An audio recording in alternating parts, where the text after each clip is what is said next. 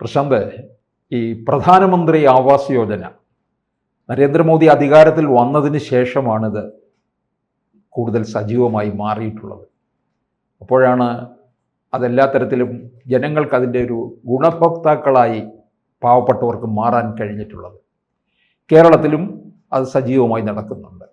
ഇപ്പോൾ നമ്മുടെ തദ്ദേശ സ്വയംഭരണ വകുപ്പ് മന്ത്രി KM ഷാജി പറയുന്നുണ്ട്, PM ആവാസ് യോജനയിലുള്ള അതിൽ കേന്ദ്ര സർക്കാരിൻ്റെ ആ വീടുകളിൽ കേന്ദ്ര സർക്കാരിൻ്റെ എംബ്ലം വെക്കുന്നതിൽ തെറ്റില്ല. പ്രധാനമന്ത്രിയുടെ പടം വെക്കരുതെന്നും ഞാൻ പറഞ്ഞിട്ടില്ല. പറയുന്നത് ആരെന്ന് ഓർക്കണം, KM ഷാജിയാണ്. ഈ മുസ്ലിം ലീഗിലെ ഒരു വലിയ തീപ്പൊരിയാണ്. നമ്മൾ പ്രസംഗമൊക്കെ ഗംഭീരമാണ് അല്ലേ, പക്ഷെ ആ പ്രസംഗത്തിലൊക്കെ പല അപകടവും ഒക്കെ നിറഞ്ഞതാണെന്നേ ഉള്ളൂ. അപ്പോൾ ഷാജി ഇങ്ങനെ പറയുന്നതിൽ എന്താണ് നമുക്ക് വായിച്ചെടുക്കേണ്ടത്? ഷാജി പറയുന്നതിന് വായിച്ചെടുക്കുന്ന പറഞ്ഞാൽ അയാൾ വിവരമുള്ള, ബോധ്യമുള്ള, കാര്യങ്ങൾ അറിയാവുന്ന ഒരു നല്ല രാഷ്ട്രീയക്കാരൻ. അപ്പോൾ ഞാൻ മനസ്സിലാക്കുന്നത്, ഷാജി നേരത്തെ ഇത് ചോദിച്ചു, നിങ്ങൾ പ്രതിപക്ഷത്തിരുന്നപ്പോൾ പറഞ്ഞല്ലോ പല കാര്യങ്ങളും. നിങ്ങൾ പ്രതിപക്ഷത്തിരുന്നപ്പോൾ ഈ പറഞ്ഞതുപോലെ വിദ്യാഭ്യാസ മേഖലയിൽ കേന്ദ്രത്തിൻ്റെ ഫണ്ട് അനുവദിക്കുന്നതിനകത്ത് CPM-നകത്തുനിന്നൊരു തീരുമാനം വന്നപ്പോൾ നിങ്ങളതിനകത്ത് നെഹ്റുവിനെ ഇല്ലായ്മ ചെയ്യുന്നു, ഇന്ത്യയെ ഇല്ലായ്മ ചെയ്യുന്നു, അല്ലെങ്കിൽ ഇന്ദിരാഗാന്ധി ഇല്ലായ്മ ചെയ്യുന്നു, ചരിത്രം ഇല്ലായ്മ ചെയ്യുന്നു. ഇത് മേടിച്ചാൽ അവർ ഈ പാഠപുസ്തകങ്ങൾക്കകത്ത് വലിയ മാറ്റം വരുത്തും, ഒരു ഹിന്ദുത്വ അജണ്ട കൊണ്ടുവരും, ഹിന്ദു രാഷ്ട്രത്തിൻ്റെ സമീപനത്തിലേക്ക് പിള്ളേരെ പഠിപ്പിക്കും, വർഗീയത പഠിപ്പിക്കും എന്നൊക്കെ പറഞ്ഞാൽ അത് പ്രതിപക്ഷത്തിരിക്കുമ്പോൾ പലതും പറയും. മനസ്സിലാവുന്നുണ്ടോ? പ്രതിപക്ഷത്തിരിക്കുന്ന കാര്യങ്ങൾ പറയുന്നത് ഇപ്പം നിങ്ങൾ നോട്ട് ചെയ്യണ്ട. ഞാനിപ്പോൾ ഒരു മന്ത്രിയാണ്, അപ്പോൾ എനിക്ക് പറയുന്നതിന് പരിമിതികളല്ല, എന്ത് പറയണമെന്നുള്ളതിനെ ബോധ്യപ്പെടുത്തിയാണ് പറയുന്നത്. പ്രതിപക്ഷത്തിരിക്കുമ്പം ആ കുറ്റപ്പെടുത്തുന്നതിന് വേണ്ടി പലതും പറയും. അപ്പം കൃത്യം രാഷ്ട്രീയക്കാരൻ എന്നുള്ള രീതിയിൽ അദ്ദേഹം സംസാരിച്ചു. കാരണം പ്രതിപക്ഷത്തിരിക്കുമ്പോൾ പറയുന്നത് ഇപ്പോൾ എടുത്ത് വെച്ച് സംസാരിക്കേണ്ട എന്ന് പറയുന്നത് പോലെ തന്നെ ഞാൻ ചോദിച്ചോട്ടെ, ഇവിടുത്തെ രാഷ്ട്രീയം സാറിന് ശ്രദ്ധിച്ചിട്ടുണ്ട്? ഏറ്റവും പക്വമായിട്ടുള്ളതും അല്ലെങ്കിൽ ഏറ്റവും ജീനിയസ് ആയിട്ടുള്ള ആളെന്ന് സാറും ഞാനും ഉൾപ്പെടെ ധരിച്ചാണ് നടക്കുന്നത്. നമ്മൾ ഞെളിഞ്ഞങ്ങ് നടക്കുക, മനസ്സിലായില്ലേ? ആ ആൾക്കാരാണ് ഈ ഫെഡറൽ സംവിധാനത്തിൽ, അല്ലെങ്കിൽ കേന്ദ്രം, കേരളം, സംസ്ഥാനം, അല്ലെങ്കിൽ ഇതിനകത്ത് വന്ന് രണ്ടുപേരും കൂടെ യോജിച്ച് മുന്നോട്ട് പോയി ഭരണം പോകാതെ സമഗ്രമായ വികസനം നടപ്പാകത്തില്ലെന്നുള്ള കാര്യം എല്ലാവർക്കും അറിയാം. ഇവിടെ കഴിഞ്ഞ 10 കൊല്ലം ഈ പറഞ്ഞതുപോലെ ആരെ പ്രീണിപ്പിക്കാനായിരുന്നറിയാം? മുസ്ലിങ്ങളെ പ്രീണിപ്പിക്കാൻ, ന്യൂനപക്ഷത്തിനെ പ്രീണിപ്പിക്കാൻ. ഇവിടുത്തെ ഇടതുപക്ഷ സർക്കാരിനകത്ത് ഏറ്റവും പ്രധാനമായിട്ട് ചെയ്തുകൊണ്ടിരുന്നത് ആരോഗ്യ മേഖലയിലും മറ്റ് പല ആരോഗ്യ മേഖലയിലാണ് ഈ ഫണ്ട് ഏറ്റവും കൂടുതൽ വന്നുകൊണ്ടിരുന്നതും. ആ ഫണ്ട് ഉപയോഗിച്ച് ഇവിടുത്തെ ആശുപത്രികളും അല്ലെങ്കിൽ NRHM ജീവനക്കാർക്ക് ശമ്പളം കൊടുക്കുന്ന കേന്ദ്രത്തിൻ്റെ ഫണ്ട് കൊണ്ടാണ്. അപ്പം ഈ ഫണ്ട് മേടിച്ചുകൊണ്ടിരുന്നിട്ട് നമ്മുടെ ഈ ഭരണം നശിപ്പിച്ച ഒരു മന്ത്രി ഉണ്ടായിരുന്നില്ല, അല്ലെങ്കിൽ ഈ ഏറ്റവും ഒരു 90% എനിക്ക് തോന്നുന്നു ഈ പിണറായി വിജയന്റെ 3ാം ഭരണത്തിന്റെ തടസ്സമായിട്ടുള്ള ഒരു മന്ത്രിയാ ഈ വീണ ജോർജ് എന്ന് പറയുന്നത്. അവർ പലവട്ടം സാറും ഞാനും കണ്ടിട്ടുള്ള ഇടതുപക്ഷത്തിന് വലിയ ഡാമേജ് ഉണ്ടാക്കി പ്രസ്താവനകൾ നടത്തുന്നുണ്ട്. പ്രശാന്തിന്റെ ജില്ലക്കാരിയാണ്, ഞങ്ങളുടെ അയൽവക്കക്കാരി. അപ്പം അവര് ഇങ്ങനെ പലവട്ടം പറയുന്നുണ്ട് ഈ NRHM-ന്റെ ഫണ്ടിന്റെ കാര്യവും, അല്ലെങ്കിൽ ചില ഫണ്ട് മേടിക്കുമ്പോൾ ഈ ഷാജി ഇപ്പൊ ചൂണ്ടിക്കാണിച്ചതുപോലെ ചില നിബന്ധനകളുണ്ട്, അല്ലെങ്കിൽ ചില പേരുകളുണ്ട്. അപ്പൊ ഇന്ന സ്കീമിന് കേന്ദ്രം അനുവദിക്കുന്ന ചില കളറുകളുണ്ട്. അപ്പൊ ഇങ്ങനെയൊക്കെ പറഞ്ഞപ്പോൾ ഞങ്ങൾ മേടിക്കത്തില്ല, ഞങ്ങൾക്ക് ആ ഫണ്ട് വേണ്ട. പ്രധാനമന്ത്രിയുടെ ഫോട്ടോ വെക്കുന്ന പരിപാടിയില്ല. സാറേ, പ്രധാനമന്ത്രിയുടെ ഫോട്ടോ മോദി വന്നപ്പോഴാണ് ഇവർക്ക് വെക്കാൻ പറ്റാത്തത്. സാറ് പുറകോട്ട് പരിശോധിച്ച് നെഹ്റുവിന്റെ പേര് എവിടെല്ലാം ഇട്ടിട്ടുണ്ട്, ഇന്ദിരാഗാന്ധിയുടെ പേര് എവിടെല്ലാം ഇട്ടിട്ടുണ്ട്. അന്ന് ഇപ്പൊ പ്രധാനമന്ത്രി എന്നാ പറയുന്നത്, PM എന്നേ പറയുന്നുള്ളൂ. പണ്ട് നെഹ്റു, ഇന്ദിരാഗാന്ധി അല്ലെങ്കിൽ അത്തരത്തിൽ പേര് വേറെ ആരുടെയും പേര് നമ്മൾ കണ്ടില്ല. മൻമോഹൻ സിംഗ് വന്നപ്പോ ആ പേര് കണ്ടോ സാർ? കണ്ടില്ല. നരസിംഹറാവ് വന്നപ്പോ ആ പേര് വന്നോ? കണ്ടില്ല. അല്ല, അപ്പൊ അത് ഒരു കുടുംബത്തിൽ ഫോക്കസ് ചെയ്യുക. അപ്പൊ അജണ്ട ഉണ്ടായിരുന്നു. അന്നാർക്കും പരാതിയില്ല, ആരും ശ്രദ്ധിച്ചിരുന്നില്ല. ഇപ്പൊ പ്രധാനമന്ത്രിയുടെ പേര് നരേന്ദ്രമോദി എന്ന് പേരുണ്ടോ? ഞാൻ കണ്ടിട്ടില്ല. ഒരു സ്റ്റേഡിയത്തിലും കണ്ട് പേരുണ്ടോ? ഗുജറാത്തിലും കണ്ട്. വേറെ എങ്കിലും നരേന്ദ്രമോദിയുടെ പേരിട്ടില്ല. പ്രധാനമന്ത്രിയുടെ പേര് വരും. പ്രധാനമന്ത്രിയുടെ ആവാസ് യോജന എന്ന് പറഞ്ഞാൽ ഇപ്പം ഇദ്ദേഹം മാറിയിട്ട് വേറൊരാൾ വന്നാൽ അദ്ദേഹത്തിന്റെ പടവും അദ്ദേഹത്തിന്റെ ഉള്ള രീതിയിലേക്കും. അപ്പൊ അതങ്ങോട്ട് അല്ലെങ്കിൽ നരേന്ദ്രമോദി, BJP അത്തരത്തിലുള്ള അതിനെ എതിർത്താൽ മാത്രം ഇവിടെ നിലനിൽക്കാൻ പറ്റും, അല്ലെങ്കിൽ അങ്ങനെ എതിർക്കുന്നത് കൊണ്ട് ഇവിടെ ചില വോട്ട് ബാങ്ക് സിസ്റ്റത്തെ കൈകാര്യം ചെയ്ത് നിർത്താൻ പറ്റും എന്നുള്ള ഒരു രീതി വെച്ചാണല്ലോ ഈ ഒരു വർത്തമാനം, ഈ ഒരു കാര്യവും ഞാൻ കേന്ദ്രത്തിന്റെ ഫണ്ട് മേടിക്കത്തില്ല, കേന്ദ്രത്തിന്റെ ഫണ്ട് ഞങ്ങൾക്ക് പെയിന്റ് അടിക്കുന്നത് കൊണ്ട് വേണ്ട, അല്ലെങ്കിൽ ആരോഗ്യ വകുപ്പിൽ ഈ പറയുന്നത് പോലെ ചില ചെറിയ ആരോഗ്യ മേഖലയിലെ ഇതുണ്ടല്ലോ ആശുപത്രികൾ, അതിന് പേരിടുന്നതുകൊണ്ട് വേണ്ട, കേന്ദ്രം ഫണ്ടങ്ങ് നിർത്തി. പിന്നെ ഈ വീണ ജോർജ് തന്നെ അവിടെ ചെന്ന് 3 വട്ടം പെയിന്റ് അടിപ്പിച്ച് 3 വട്ടം പേരെഴുതി 3 വട്ടം ഫോട്ടോ ഇട്ടിട്ട് ആ ഫണ്ട് മേടിച്ചു. കാരണം ഇവിടെ ശമ്പളം കൊടുക്കണമെങ്കിൽ പൈസ വേണമല്ലോ. കാരണം ഈ മൊത്തത്തിലുള്ള ശമ്പളം ശരിക്കും NRHM കഴിഞ്ഞ 10 കൊല്ലം കൊണ്ട് കൊടുക്കുന്നില്ല. മനസ്സിലാവുന്നുണ്ടോ? ഈ അവിടുന്ന് കൊടുക്കുന്ന വിഹിതം മാത്രമാണ് കൊടുക്കുന്നത്. കേരളത്തിലെ വിഹിതം കൂടി വന്നാൽ അവരുടെ ശമ്പളം ഇരട്ടിയാവും. ആ രീതിയിലേക്ക് ഈ ജീവനക്കാരെ വെച്ച് ജോലി ചെയ്തുകൊണ്ടിരിക്കുന്ന ഒരു സമ്പ്രദായമായിരുന്നു. അവർക്ക് സമരം ചെയ്യാൻ കഴിയാത്തത് എന്തുകൊണ്ടാണ്? ഇനിയിപ്പോൾ സമരം വരും കേട്ടോ, ഇനിയിപ്പോൾ അതേ രീതിയിലേക്ക് പോയാൽ സമരം വരും. കാരണം അവരുടെ കയ്യിൽ അതിൻ്റെ യൂണിയൻ്റെ ശക്തമായ യൂണിയൻ ഇരിക്കുന്ന ഇടതുപക്ഷത്തിൻ്റെ കയ്യിൽ. ഇനിയിപ്പോൾ NRHM ഒക്കെ സമരം ശക്തമാവും. ഇതുവരെ ഈ ശമ്പളം കിട്ടിയില്ലേലും സമരം ശക്തമാകത്തുണ്ട്. അപ്പോൾ ഇതിനകത്ത് ഞാൻ പറഞ്ഞു വന്നത്, ഷാജി പറയുന്നതിനകത്ത് നമ്മളെപ്പോഴും മുസ്ലിം ലീഗിനെ പറ്റി പറയുന്നത്, മുസ്ലിം ലീഗ് എന്ന് പറഞ്ഞാൽ അവർ ഈ സഭ്യമായതും മാന്യമായിട്ടും കുറേ കാര്യങ്ങൾ കൈകാര്യം ചെയ്യുന്നവരാണ്. അയാൾ പറഞ്ഞ കാര്യത്തിനകത്ത് എന്താ അതിനകത്ത് തെറ്റ്? ഈ തെറ്റെന്ന് പറഞ്ഞാൽ പ്രധാനമന്ത്രി ഫണ്ട് മേടിക്കുന്നുണ്ടെങ്കിൽ, അവിടുത്തെ ഫണ്ട് മേടിക്കുന്നുണ്ടെങ്കിൽ അതിൻ്റെ പേര് കൊടുക്കുന്നതിനകത്തും ഇന്ത്യൻ പ്രധാനമന്ത്രിയുടെ പടം കൊടുക്കുന്നതിനകത്തും എന്താ തെറ്റെന്ന് ഷാജി ചോദിക്കുന്നത് കുഴപ്പമൊന്നുമില്ല. ഷാജിക്ക് അതിനകത്ത് ബോധം ഉണ്ടായതുകൊണ്ടും ഷാജിക്ക് ഫെഡറൽ സംവിധാനത്തെ പറ്റി അറിയാവുന്നതുകൊണ്ടും അങ്ങനെയൊക്കെ വേണം, അതിനകത്ത് ഉണ്ടാവണം എന്നുള്ളത് കൊണ്ടും പറഞ്ഞ അയാൾക്ക് ഇതിനകത്തൊന്നും മാറ്റി പറഞ്ഞതുകൊണ്ട് പ്രത്യേകിച്ച് കാര്യമൊന്നും ഇല്ല. മനസ്സിലാവുന്നുണ്ടോ? അല്ല, മുസ്ലിം ലീഗ് അധികാരത്തിൽ വരുമ്പോൾ നമ്മൾ പിന്നെ അവരെ ആരും ഒരു വലിയ കുഴപ്പക്കാരായിട്ട് നമ്മൾ കാണുന്നില്ല. മുൻകാലങ്ങളിലൊക്കെ നമ്മൾ നോക്കിക്ക്, അതെ അല്ലേ, അവരുടെ ഭാഗത്ത് ഉണ്ടാകുന്നത് നിലവിളക്ക് കൊളുത്തുമ്പോൾ നിലവിളക്ക് കൊളുത്തുന്നതിനകത്തും വലിയ വലുതായിട്ട് ചർച്ചയിൽ കൊണ്ടുവരാനുള്ള സാധ്യത ഇല്ല. അല്ല, ഇവര് ഞാൻ പഴയ ചില കാര്യങ്ങൾ നോക്കിക്കഴിഞ്ഞപ്പോൾ, പണ്ട് പിന്നെ CH മുഹമ്മദ് കോയ വിദ്യാഭ്യാസ വകുപ്പ് മന്ത്രിയായിരുന്നപ്പോൾ നിലവിളക്ക് കൊളുത്തിയായിരുന്നു ഒരു സ്കൂളിന്റെ ഉദ്ഘാടനത്തിന്. അപ്പോൾ പിന്നെ ഈ പേരാമ്പ്രയിലെ MLA ഫാത്തിമ തെഹലിയ അവർ കൊളുത്തുന്നത് എന്താണ് കുഴപ്പം? സാർ മലപ്പുറത്തോട്ട് പോയി കഴിഞ്ഞാൽ ഈ മലപ്പുറത്ത് ഈ പഴയ നമ്മുടെ ഇവിടുത്തെ ഈ പഴയ എട്ടുകെട്ടും കാര്യങ്ങളും ഒക്കെയുള്ള മുസ്ലിങ്ങളാണ്, ഇതൊക്കെ മതപരിവർത്തനം നടന്നതാണ്. അവിടെയൊക്കെ ഇപ്പോഴും നിലവിളക്കുണ്ട്. അതൊന്നും അവർ മാറ്റിയിട്ടൊന്നുമില്ല, കത്തിക്കുന്ന വീടുകളും ഉണ്ട്. മനസ്സിലാവുന്നുണ്ടോ? തലശ്ശേരി ഭാഗത്ത് പഴയ വീടുകൾ ഇപ്പോഴും നിലനിൽക്കുന്ന കുറെ ഭാഗം അവിടെയൊക്കെ ഉള്ളൂ. ബാക്കി ഇവിടെയൊക്കെ ഇതെല്ലാം പൊളിച്ച് കളഞ്ഞ് അതിന് വേറെ കൂര അടിച്ചല്ലോ. അപ്പം ഇതിനകത്ത് ഇപ്പം ഇവരുടെ ഈ പോക്ക് ദീർഘവീക്ഷണത്തോടു കൂടിയുള്ള പോക്കാണ്. കാരണം ദീർഘവീക്ഷണത്തോടു കൂടിയുള്ള പോക്ക് മുസ്ലിം ലീഗിന് കേരളത്തിൽ ഉണ്ടെന്നുള്ളതിന് തെളിവാണല്ലോ.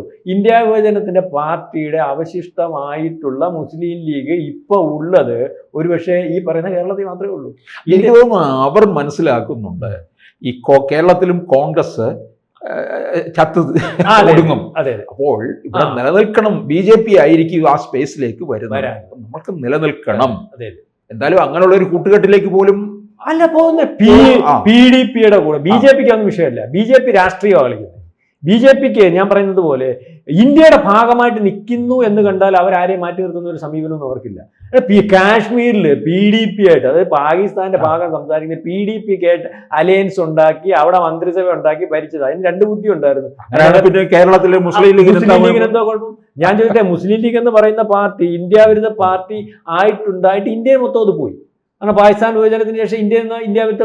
പക്ഷേ കേരളത്തിൽ അത് നിലനിന്നതിൻ്റെ കാര്യം എന്ന് പറഞ്ഞാൽ കേരളത്തിൽ ആദ്യഘട്ടത്തിൽ ഈ പറയുന്ന കോൺഗ്രസ് ഉൾപ്പെടെയുള്ളവർ അധികാരത്തിൽ അല്ലെങ്കിൽ ഇവരുടെ ഭാഗം നിന്ന് ജയിച്ചു വന്ന MLA കൂട്ടുന്നതിന് വേണ്ടി അന്നൊരു സ്പീക്കറെ ഉണ്ടാക്കുന്നതിന്, സ്പീക്കറെ വെക്കണമെങ്കിൽ ഔദ്യോഗികമായിട്ട് ഞാൻ മുസ്ലിം ലീഗാരനല്ലാന്ന് എഴുതി മേടിച്ചിട്ടാണ് സ്പീക്കറെ വെച്ചത്. ഓർമ്മയുണ്ടോ? അത്രയ്ക്ക് മുസ്ലിം ലീഗ് എന്ന് പറയുന്ന പാർട്ടി ഇന്ത്യക്കകത്ത് വെറുത്തിരുന്ന പാർട്ടിയാണ്. അവിടെ നിന്ന് കേരളത്തിൽ അവർക്കൊരു സ്പേസ് ഉണ്ടാവണോ? കേരളത്തിലെ മുസ്ലിം ലീഗ്, കേരളത്തിലെ ഉള്ളല്ലോ ഇപ്പം മുസ്ലിം ലീഗ്, വേണമെങ്കിൽ പറയാൻ തമിഴ്നാട്ടിലൊക്കെ ഉണ്ട്, ഒന്നുമില്ല. മനസ്സിലാവുന്നുണ്ട്? വളരെ തുച്ഛം.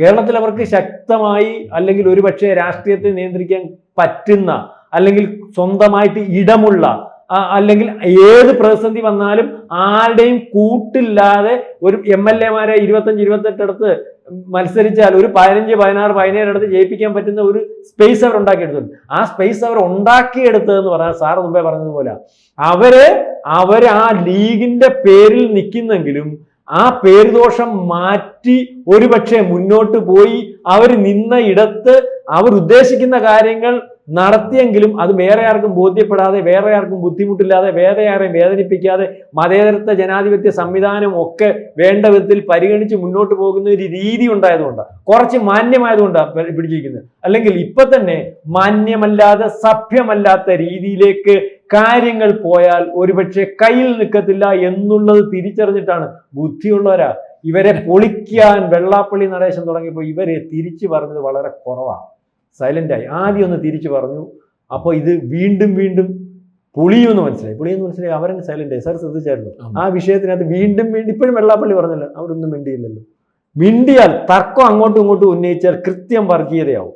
ഇവർ ഈ പറയുന്നിടത്തും ജയിക്കുന്നിടത്തും ഒക്കെ മുസ്ലിം ലീഗ് ജയിക്കുന്ന പലയിടങ്ങളിലും തുലനം ചെയ്യുമ്പോൾ ഹിന്ദു വോട്ടുകൾ അവരെക്കാട്ടിൽ അത്ര കുറവൊന്നുമല്ല, ചിലടത്തേ ഉള്ളൂ ബഹുഭൂരിപക്ഷം വരുന്നത്. അപ്പൊ എല്ലായിടത്തും ജയിച്ചു വരാൻ പറ്റുന്ന ഒരവസ്ഥയില്ല. അതേ ഇപ്പൊ അവരവിടെ കളിച്ചുകൊണ്ടിരിക്കുന്ന, അവരുടെ സ്ഥാനാർത്ഥിയാണ് നിർത്തുന്നതെങ്കിലും അവരവിടെ കളിച്ചുകൊണ്ടിരിക്കുന്ന ഒരു മതേതരത്വ സ്വഭാവം ഉണ്ടല്ലോ, ആ സ്വഭാവത്തിൽ നിന്നും അല്ലെങ്കിൽ അവർ ഒളിച്ചു കടത്താൻ ശ്രമിക്കുന്ന കാര്യങ്ങൾ ഉണ്ടെങ്കിൽ അത് വെളിയിൽ വരാതിരിക്കുന്നതിന് വേണ്ടി അവർ കൃത്യമായിട്ട് ശ്രമിക്കുന്നുണ്ട്.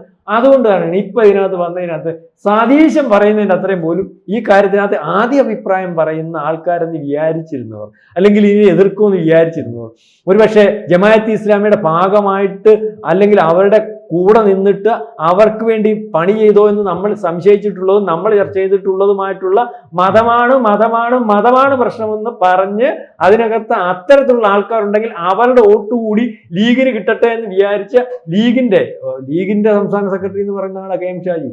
ലീഗ് പറയുന്നതിനകത്ത് ലീഗിന്റെ അഭിപ്രായം അല്ലെങ്കിൽ ആ ഔദ്യോഗികമായിട്ട് അയാൾക്ക് പറയാൻ പറ്റത്തില്ലല്ലോ. അപ്പൊ ബാക്കി കുഞ്ഞാലിക്കുട്ടിയും തങ്ങളും ഒക്കെ ആഗ്രഹിക്കുന്ന അല്ലെങ്കിൽ അവർക്ക് പറയാൻ ബുദ്ധിമുട്ടുള്ള ചില തീവ്രമായ കാര്യങ്ങൾ പറയുന്ന ആളായിരുന്നു ഷാജി. ഇപ്പോഴും അത് തന്നെയാണ് ഷാജി പറയുന്നത്. ഈ അഭിപ്രായവും ലീഗിന്റെ അഭിപ്രായം തന്നെയാണ്. ഞങ്ങൾക്ക് സാർ പറഞ്ഞതുപോലെ ഈ ഇപ്പം അവർ വളർന്നു വന്നത് ദൂരവ്യാപകമായിട്ട് നോക്കുന്നുണ്ട്. നാളെ കാലത്തെ ഇപ്പോഴത്തെ ഇവിടെ ഒരു വസന്തം ഉണ്ടായെന്ന് പറഞ്ഞുകൊണ്ട് രാഹുൽ ഗാന്ധിയുടെ പോക്കും കോൺഗ്രസിന്റെ പോക്കും നാളെ കാലത്ത് ഇവിടെ ഈ സാധനം ഉണ്ടാവണമെന്നില്ല. CPM-ന്റെ ഇപ്പോഴത്തെ ഒരു അവസ്ഥയും ഗതികേടും വെച്ചിട്ട് ആ ഗ്യാപ്പിലേക്ക് BJP വരാൻ സാധ്യതയുണ്ട്. BJP-കാരൻ പണിയെടുക്കാനാണ് നിൽക്കുന്നതെങ്കിൽ രാഷ്ട്രീയം പണിയെടുക്കണം, സാറിന് മനസ്സിലായില്ലേ, പണിയെടുക്കാൻ നിൽക്കുന്നത്. അപ്പൊ നാളെ BJP-യുടെ ഒരു ഘടകകക്ഷിയായിട്ട് വന്നാലും ലീഗിന് നിൽക്കാം. ലീഗിന് അതിനകത്ത് ബുദ്ധിമുട്ടൊന്നുമില്ല. നരേന്ദ്രമോദി പ്രയാസക്കാരനല്ല. BJP ഇതുവരെ കുറ്റപ്പെടുത്തിയിട്ടില്ല. നരേന്ദ്രമോദിയെ നരഭോജി എന്ന് ലീഗിന്റെ നേതാക്കന്മാരാരും വിളിച്ച് നമ്മൾ കേട്ടിട്ടില്ല. ലീഗ് അങ്ങനെ കുറ്റപ്പെടുത്തിയിട്ട് അനാവശ്യമായിട്ടുള്ള വിമർശനത്തിന് പോയിട്ടില്ല. വിമർശനം ഉണ്ടായിട്ടുണ്ടെങ്കിൽ പോലും ചില കാര്യങ്ങൾക്കകത്ത് ഇപ്പം ചില വിഷയത്തിനകത്ത് മാന്യമായ സഭ്യമായ വിമർശനവും രാഷ്ട്രീയ പാർട്ടിക്കാർ ആരോഗ്യകരമായിട്ടുള്ള വിമർശനമേ നടത്തിയിട്ടുള്ളൂ. അപ്പൊ അതായത് നമ്മൾ അല്ല, എന്തിനാ ET മുഹമ്മദ് ബഷീർ പോലും ഓപ്പറേഷൻ സിന്ദൂറിൽ വിദേശത്ത് പോയ ആളാണ്. അതെ അല്ല, ET മുഹമ്മദ് ബഷീർ പോയത് മാത്രമല്ല, അവിടെ പോയ അയാൾ പറഞ്ഞത് ഇന്ത്യയുടെ ഭാഗം നിന്നല്ലേ പറഞ്ഞു. ഈ മുസ്ലിം ലീഗ് ഇവിടെ പറഞ്ഞ സാറൊന്ന് ശ്രദ്ധിച്ചായിരുന്നു. കാര്യമൊക്കെ കാര്യമാണ്. ഇന്ത്യയുടെ ഭാഗത്ത് ഇന്ത്യക്കകത്ത് മുസ്ലിങ്ങൾക്കകത്ത് വിഷയമുണ്ടെങ്കിൽ ഞങ്ങൾ സംസാരിച്ചോളാം. അതിന് എവിടെ നിന്നും സൗദിയിൽ നിന്ന് പോലും വരണ്ട. സൗദി ഞങ്ങൾക്ക് ഏറ്റവും, അത് ഷാജി എന്ന് പറഞ്ഞു കേട്ടോ, സൗദി ഞങ്ങൾക്ക് ഏറ്റവും വേണ്ടപ്പെട്ടതാ. ഞങ്ങളുടെ ഈ പറയുന്ന പോലെ അവിടെയാണ് ഞങ്ങളുടെ എല്ലാം എന്ന് വിശ്വസിക്കുന്നുണ്ട്. പക്ഷെ സൗദിയിൽ നിന്ന് കയറി ഇവിടെ കയറി അടിക്കാൻ വന്നാൽ അതിനകത്ത് തിരിച്ചടി കൊടുക്കാൻ ഇന്ത്യയുടെ കൂടെ നിൽക്കുന്ന മുസ്ലിങ്ങളാ ഇന്ത്യക്കകത്തുള്ളത്. അതൊന്നും ഷാജി ആ വർത്തമാനം പറഞ്ഞത്. അപ്പം അന്ന് ഈ OIC പറഞ്ഞല്ലോ, OIC ആ കാര്യത്തിൽ OIC പറഞ്ഞു ഞങ്ങൾക്ക് ഇവിടെ മുസ്ലിങ്ങൾക്ക് പ്രശ്നമുണ്ടെങ്കിൽ ഞങ്ങൾ അങ്ങ് സംസാരിച്ചോളാം, ഞങ്ങൾ തർക്കിച്ചോളാം, അല്ലെ ഞങ്ങൾ സംസാരിച്ചിട്ട് ഞങ്ങളുടെ കുറവുണ്ടെങ്കിൽ പരിഹരിച്ചോളാം. ആ വെളിയിൽ നിന്നുള്ള ഒരുത്തം വന്ന് ഇതിനകത്ത് തർക്കിക്കാനും വെളിയിൽ നിന്ന് ഇതിനകത്ത് കയറി ഞങ്ങളുടെ ഇന്ത്യക്കകത്തുള്ളവനെ ഹിന്ദു അല്ലെങ്കിൽ മുസ്ലിം ആ രീതി വേർതിരിച്ച് മുതലെടുക്കാനോ നിൽക്കേണ്ട, അതിന് ഇന്ത്യയിലെ ഹിന്ദുക്കളെ കിട്ടത്തില്ലെന്ന് OIC ഉൾപ്പെടെ പറഞ്ഞതാ. അന്നേരവും രാഹുൽ ഗാന്ധിയാ പാകിസ്ഥാന്റെ കൂടെ മനസ്സിലാകുന്നുണ്ടോ സംസാരിച്ചത്. അപ്പൊ ഇവിടുത്തെ മുസ്ലിങ്ങൾ ഒന്നും അടിസ്ഥാനപരമായിട്ട് ഇന്ത്യക്കൊരു വിഷയം വരുമ്പം ഇന്ത്യക്കെതിരായിട്ട് നിന്ന് നമ്മൾ സംസാരിച്ച് കണ്ടിട്ടില്ല. അതിനകത്ത് ഇസ്ലാമിസ്റ്റുകളുണ്ട്, അജണ്ട ഉള്ളവരുണ്ട്, ഒരുപക്ഷെ രാജ്യവിരുദ്ധ പ്രവർത്തനത്തിന് നിയോഗിക്കപ്പെട്ടവരുണ്ട്. അവരൊക്കെ PFI-കാരനും അല്ലെങ്കിൽ ജമാഅത്തെ ഇസ്ലാമിക്കാരനും. അവനിതിനകത്ത് വരുന്നില്ല. അവനിതിനകത്ത് വന്നാൽ ഒരു 2-3% വരുന്നുള്ളൂ. അവന്റെ കാര്യം കൈകാര്യം ചെയ്യാൻ പ്രാപ്തമായിട്ടുള്ളതും അതെങ്ങനെ കൈകാര്യം ചെയ്യണമെന്ന് അറിയാവുന്നതായിട്ടുള്ള ഒരു ഗവൺമെന്റാണ് ഇപ്പൊ ഇരിക്കുന്നത്. ഈ ഗവൺമെന്റ് അങ്ങ് ഇരുന്നാൽ അതങ്ങ് തീർന്നോളും. ലീഗിനൊക്കെ അറിയാം, ലീഗിന്റെ ആവശ്യം അത് തന്നെ. അപ്പൊ ഏതാണ്ട് ലീഗ് നാളെ കാലത്തെ വേണ്ടി വന്ന BJP-യുടെ കൂടെ കൂടുന്നതിന് ലീഗിന് പ്രശ്നമൊന്നുമില്ല, മനസ്സിലാകുന്നില്ല. അതാണ് അതിനകത്ത് കാണുന്നത്. അത് രാഷ്ട്രീയമാണ്. കാരണം അവിടെ രണ്ടുപേരുടെയും കൂടെ പൊതുവായിട്ടുള്ള ഐഡിയോളജി ഒന്നിച്ചു പോകുന്ന ഒരു അവസ്ഥ വന്നാൽ എന്താ കൂടുന്നതിന് പ്രശ്നം? ഇത് ആരാ പറഞ്ഞത് വർഗീയമാണ്? BJP പറഞ്ഞിട്ടുണ്ട് വർഗീയമാണ്. വർഗീയമായിട്ട് ചിത്രീകരിക്കുകയല്ലേ. ഇവിടുത്തെ സംസ്കാരവും ഇന്ത്യയുടെ പൈതൃകവും കാത്തു സൂക്ഷിക്കുന്ന ഒരു നിലപാടുമായിട്ട് മുന്നോട്ട് പോകുന്ന ഒരു പാർട്ടി തന്നെ ഇതിനകത്ത് പറയാൻ പറ്റുന്നത്. മനസ്സിലാവുന്നുണ്ട്? അതിനകത്ത് തന്നെ വർഗീയ പാർട്ടി ആവുന്നത് അങ്ങനെ പറഞ്ഞിട്ട് RSS പറഞ്ഞിട്ടുണ്ട്. RSS തീർത്തും BJP പിന്നെയും പറയുന്നുണ്ട്. RSS തീർത്തും അങ്ങനെ പറയുന്നില്ല. ഇന്ത്യക്കകത്തുള്ള പൗരന്മാരെ എല്ലാം ആ സംസ്കാരത്തിന്റെ ഭാഗമായിട്ട് കാണാനേ ഞങ്ങൾ ഉദ്ദേശിക്കുന്നുള്ളൂ എന്ന് RSS പറഞ്ഞത്. അങ്ങനെ പാടുള്ളൂ, അങ്ങനെ പോകാവൂ, ഇന്ത്യക്ക് വേണ്ടി അവർ നിൽക്കണം, അതിനകത്ത് നിർബന്ധം പിടിക്കുന്നു. RSSനെ പറ്റി ഡീറ്റെയിൽ ആയിട്ട് അറിയാമെങ്കിൽ RSSന്റെ പോഷക സംഘടനയിലകത്ത് ആയിരക്കണക്കിന് സംഘടന മുസ്ലിങ്ങളുടെ മാത്രമായിട്ടുള്ളതുകൊണ്ട് ഇത് അറിയാൻ വയ്യാത്ത ആൾക്കാരെ ഇത് പറയുന്നത്. അവർ പിന്നെ ഇതിനൊന്നും വ്യക്തത വരുത്തി പറയാൻ പോകുന്നില്ല. ഒന്നിനും മറുപടി പറയത്തില്ലല്ലോ. ഒന്നിനും മറുപടി പറയാതിരിക്കുന്നത് തന്നെ നല്ലത്. അവൻ പഴി പറയുന്നു, അവൻ തന്നെ ഉത്തരം കണ്ടെത്തുന്നു. ഇതിനെ കാണാനോ ഇല്ല അല്ലെങ്കിൽ ഇതിന്റെ ആഴം അറിയാനോ ഒന്നും ആർക്കും സാധിക്കുന്നില്ല. ആ ഒരവസ്ഥയിലേക്കാണ് കാര്യങ്ങൾ. അവർ വിചാരിക്കുന്നിടത്തേട്ട് അവർ കാര്യങ്ങൾ എത്തിക്കുന്നുണ്ട്. കാരണം അവർ നിരന്തരം അവർ ഉദ്ദേശിക്കുന്ന കാര്യത്തിന് വേണ്ടി ആ കർമ്മം ചെയ്തുകൊണ്ടിരിക്കുന്ന അതുകൊണ്ട് കർമ്മത്തിന് ഫലമുണ്ടെന്ന് സാർ നമുക്ക് നമ്മുടെ അതാണല്ലോ നമ്മളെ പഠിപ്പിക്കുന്നത്. അതുകൊണ്ട് ഇതിന് ഫലം ഉണ്ടാകുന്നു, അത്രയും വിചാരിച്ചാൽ. ഏതായാലും ഷാജിയുടെ നിലപാട് ഈ രീതിയിലേക്ക് പോകുമ്പോൾ അത് നമുക്ക് നാളെ കാലത്തെ ഷാജിക്കും ലീഗിനും ഈ BJPയും അല്ലെങ്കിൽ മോദിയും ഒന്നും വെറുക്കപ്പെട്ടവരാണെന്ന് തോന്നുന്ന ഒരവസ്ഥയില്ല. അങ്ങനെ അവര് വിചാരിച്ചിട്ടുമില്ല എന്ന് നമുക്ക് മനസ്സിലാക്കാം. കൂടുതൽ വാർത്തകളും വിശേഷങ്ങളും നിങ്ങളിലേക്ക് എത്താൻ ABC മലയാളം സബ്സ്ക്രൈബ് ചെയ്യുക, ബെൽ ബട്ടണും അമർത്തുക.